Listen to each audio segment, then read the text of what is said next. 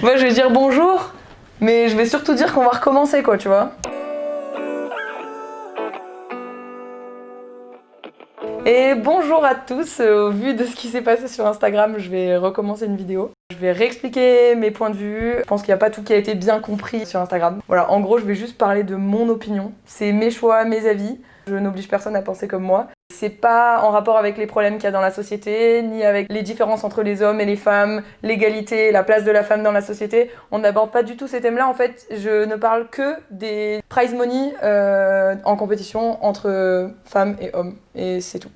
Du coup, je tenais bien à faire cette vidéo malgré tout, parce que je trouve que c'est déjà difficile de s'exprimer sur ce point quand on est une fille. Et je trouve ça vraiment dommage que les hommes ne puissent pas aborder le sujet, parce que toute cette peur de se faire juger comme étant machiste et de pas prendre en compte la place de la femme dans ce milieu.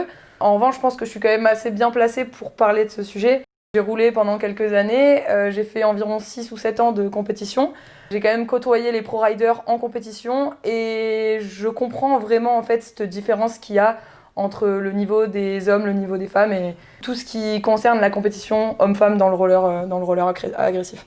Et on parle beaucoup d'égalité en ce moment, il y a un gros débat qui s'est amplifié suite à ces histoires de fees entre l'égalité homme-femme au niveau des prize money dans les compétitions. Si on parle d'égalité, c'est pas parce qu'on est une femme qu'il faut forcément voir que la femme. Chez les garçons, il y a une telle différence au niveau de la prise de risque. La prise de risque sur les tricks n'est pas du tout la même que chez les filles. Je ne dis pas qu'il n'y a pas de prise de risque chez les femmes, bien au contraire. Mais chez les hommes, c'est quand même vraiment pas la même chose. Il y en a qui manquent de se tuer à chaque trick sur les compètes. On a vu des chutes de femmes où on a eu peur également, mais c'était pas la même prise de risque. Ensuite, il y a quand même une grosse différence au niveau technique, qui est selon moi pas forcément expliquée par la différence qu'on soit une fille ou un garçon. Peut-être pas besoin de pousser autant, parce qu'il y a moins de concurrence, ce qui n'est pas le cas chez les garçons. Quand ils sont 20 dans une compète et que on a de tout, comme Montré Livingstone, Romain Abrat, des fois David Sizemore à l'ancienne, Julien Kudo, CJ Wellsmore, Diego Guillou, j'en oublie plein, mais à un moment donné, les mecs sont tous forts, ils ont tous un gros niveau, et il faut reconnaître que c'est pas pareil que dans la catégorie fille. La technique, les tricks engagés ne sont pas du tout les mêmes et ne sont pas au même niveau. Quand je parle de concurrence, c'est évident que dans une compétition, s'il y a 25 garçons en pro et qu'il y a 5 ou 7 filles, les conditions dans lesquelles on participe à la compétition ne sont pas du tout les mêmes.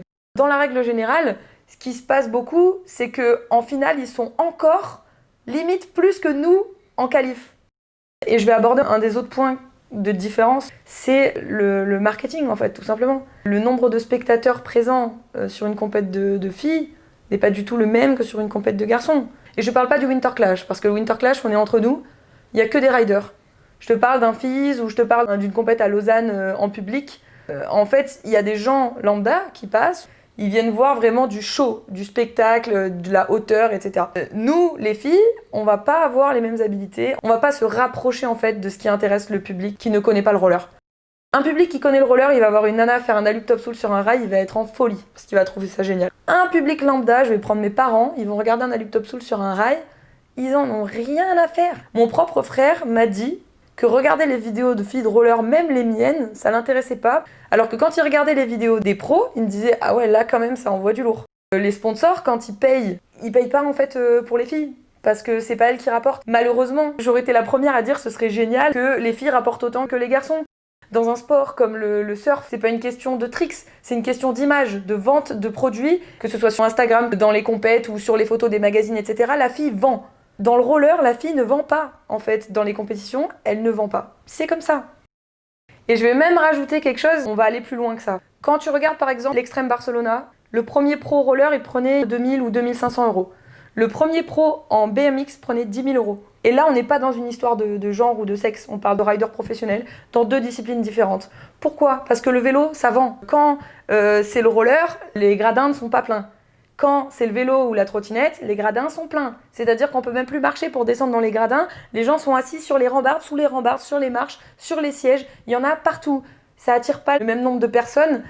Évidemment que ça peut créer une frustration parce que quand t'es pro-rider en roller, tu te dis « Attends, mais moi je vais gagner que 2500 euros quand je vois que lui il prend 10 000. » Et ouais, mais mec, si tu vends pas, c'est logique en fait.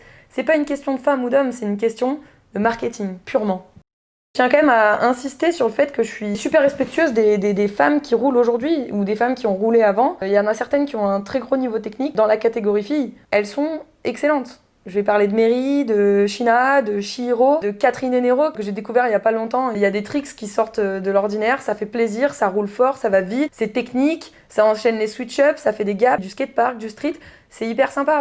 Je suis l'activité féminine sur Instagram. Ça me fait plaisir de voir des rideuses qui roulent et qui déchirent tout. Je suis pas en train de dire que les filles sont mauvaises. Et je suis tout à fait consciente que les femmes sont fortes entre elles. Et on sait par contre de quoi elles sont capables. Si on se rappelle les compètes d'il y a quand même quelques années, Jenna Donning, Falone Fernan, Kaya Turski, Katy Ketchum, Martina Svobodova, Fabiola da Silva, on a vu des doubles backflips, on a vu des 900, on a vu des gros disasters, des gros drops de Fallon au Winter Clash. On a vu quand même pas mal de choses.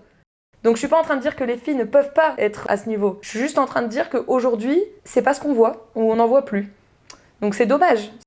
Quand je dis que c'est dommage, c'est mon avis perso. Si les filles se sont intéressées à un autre type de skating, si elles préfèrent la technique, la rampe ou le street, sans forcément aller vers des grosses rotations, et ça pose pas de soucis, c'est juste que c'est moins intéressant en fait pour les compétitions avec spectateurs. Et c'est aussi pour ça qu'en fait les filles ça intéresse moins que les garçons.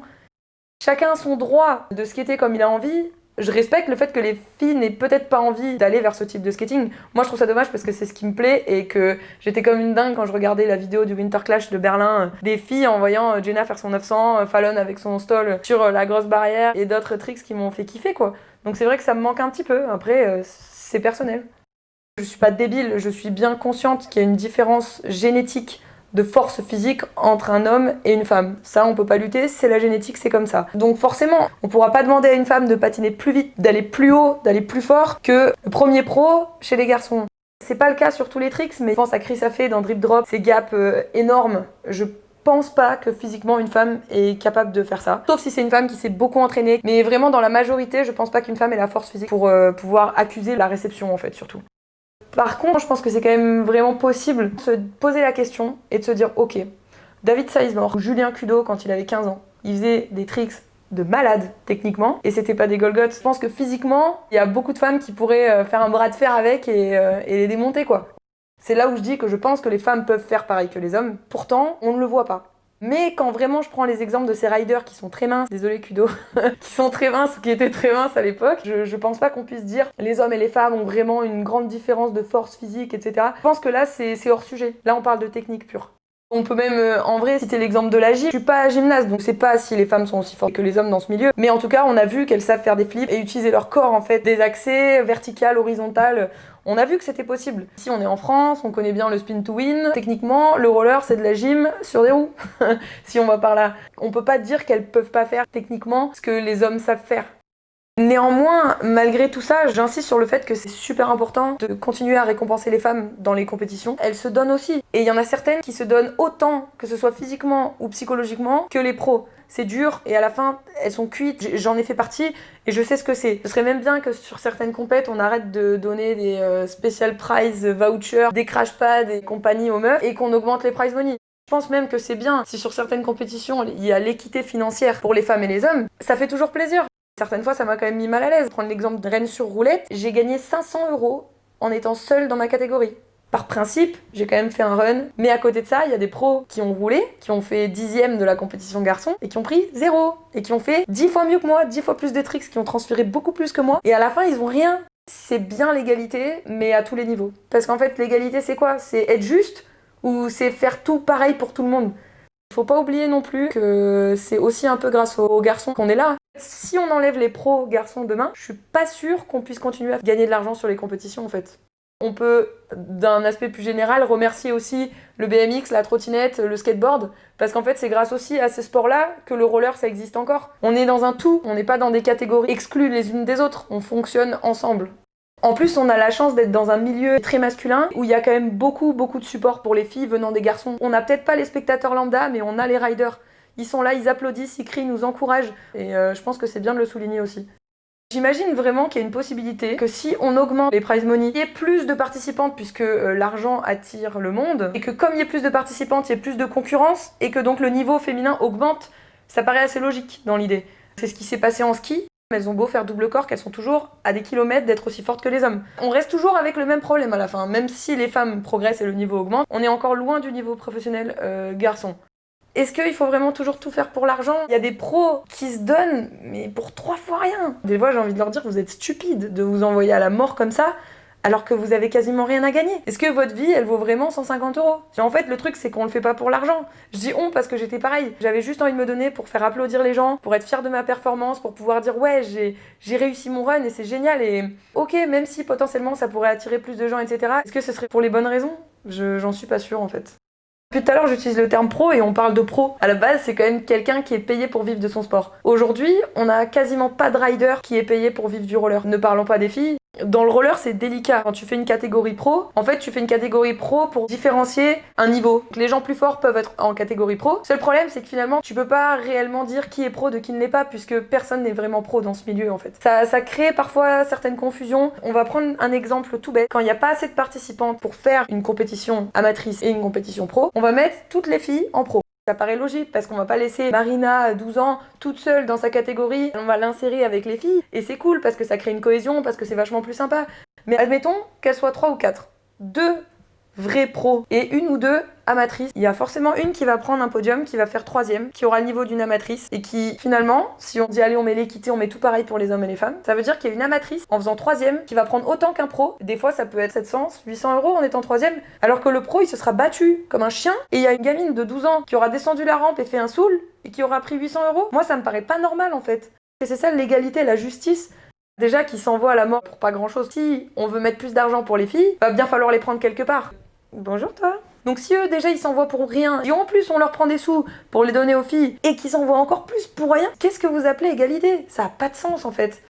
Après depuis tout à l'heure on parle beaucoup d'argent, c'est un peu le sujet principal de la vidéo, mais je trouve que la situation elle a quand même déjà pas mal évolué. Ok, peut-être dans les années 90 il y avait beaucoup d'argent, il y a eu un moment donné où il y avait plus du tout d'argent. Je parle d'une époque où je vais encore prendre mon exemple, non pas parce que je suis narcissique, mais parce que c'est celui que je connais le mieux et que j'ai pas envie de parler de choses que je connais pas. J'allais au FIS, je gagnais un finger skate et des stickers.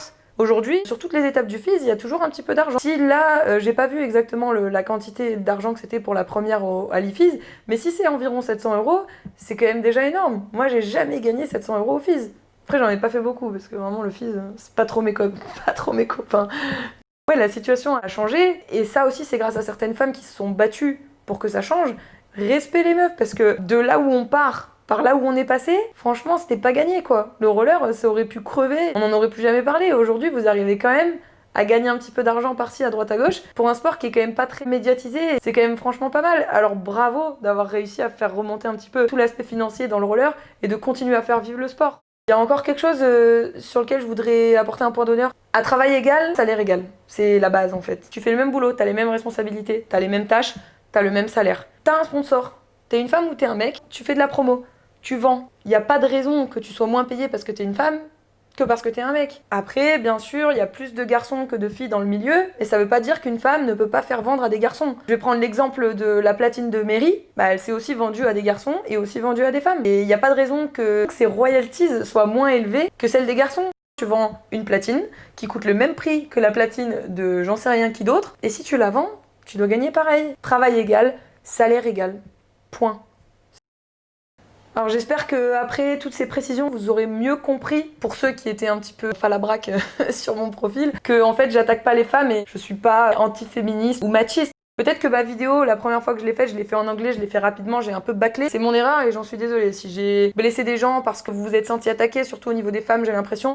Après, je vais quand même rajouter que j'ai eu beaucoup de retours positifs. Beaucoup de femmes aussi qui m'ont dit merci d'avoir eu les cojones de dire certaines choses. Mon message n'était pas haineux et c'était juste une opinion. J'ai reçu des messages qui disaient que j'étais fasciste, machiste, que c'est à cause des gens comme moi que le monde ne tournait pas rond. J'avais pas conscience du mal que je faisais à la place de la femme dans la société. On m'a dit des choses racistes, que j'étais une blanche française privilégiée, sans connaître la moindre partie de ma vie. J'ai une maman qui est née à Beyrouth dans la guerre, qui a eu une vie très difficile, donc j'ai été élevée avec une éducation, avec des valeurs. Est-ce que je suis vraiment une blanche française alors que j'ai la moitié de mes origines qui sont libanaises ?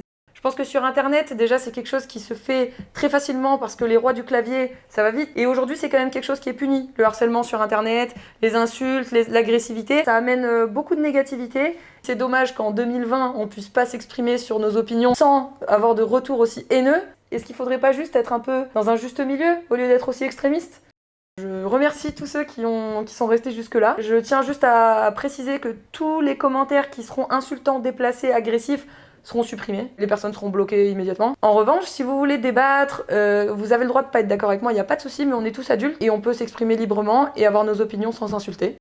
Voilà, je souhaite aussi rappeler que je suis super contente quand je regarde des vidéos de filles. Et je pense à dire à tout le monde de continuer comme ça, de profiter et surtout de s'amuser, quoi. Voilà. Message de paix. À bientôt!